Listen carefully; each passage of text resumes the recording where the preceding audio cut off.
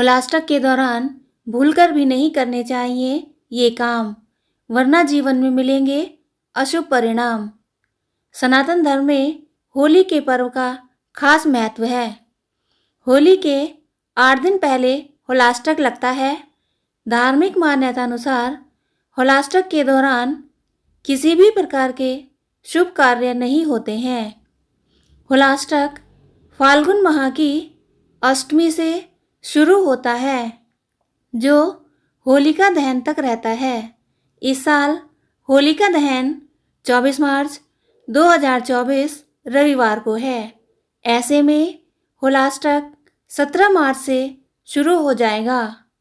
होलाष्टक को हिंदू धर्म में अशुभ इसलिए माना गया है क्योंकि फाल्गुन माह के शुक्ल पक्ष की अष्टमी के दिन से नवग्रह अस्त और रुद्र अवस्था में होते हैं।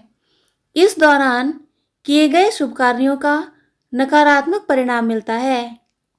धार्मिक मान्यता है कि होलाष्टक के दौरान किए गए शुभ और मांगलिक कार्यों का शुभ फल प्राप्त नहीं होता है और जीवन में बुरे परिणाम मिलते हैं।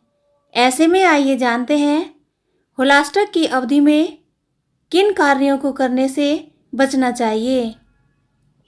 होलाष्टक में नहीं करने चाहिए ये काम।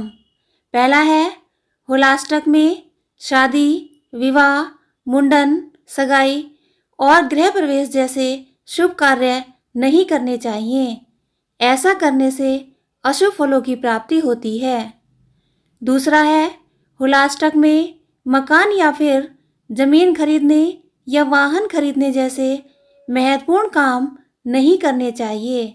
यहाँ तक कि इस समय एडवांस पेमेंट करने से भी बचना चाहिए। तीसरा, होलाष्टक में यज्ञ और हवन जैसा धार्मिक अनुष्ठान ना करें, क्योंकि इस समय अनुष्ठान का पूर्ण फल नहीं मिलता है और समस्या आने लगती है।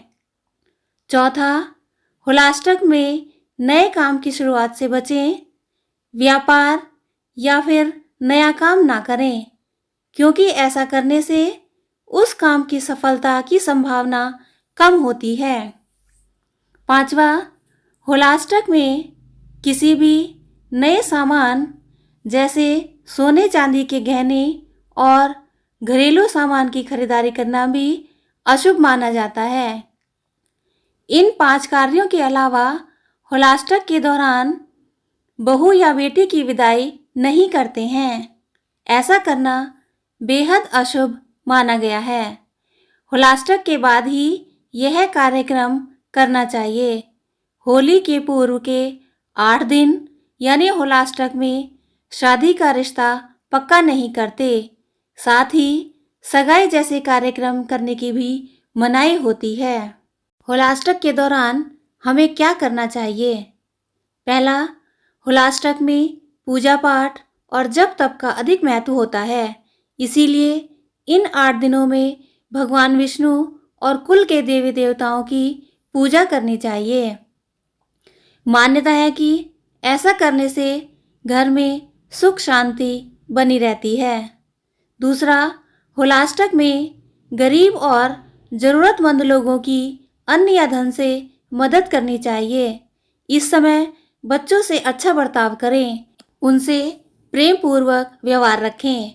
मान्यता है कि होलाष्टक की इसी 8 दिन की अवधि में हिरण्यकश्यप ने भक्त प्रहलाद को यातनाएं दी थी और भगवान नाराज हुए थे। इसीलिए इस अवधि में बच्चों को नहीं सताना चाहिए। तीसरा, होलाष्टक में रोजाना पूजा पाठ के वक्त भगवान राम और कृष्ण को अबीर और गुलाल लगाना चाहिए और श्री सूक्त का पाठ करना चाहिए। ऐसा करने से प्रभु राम की कृपा प्राप्त होती है। चौथा, होलाष्टक में रोजाना भगवान शिव की पूजा अर्चना करनी चाहिए और महामृत्युंजय मंत्र का जाप करना चाहिए। मान्यता है कि ऐसा करने से हर तरह की परेशानी टल जाती है।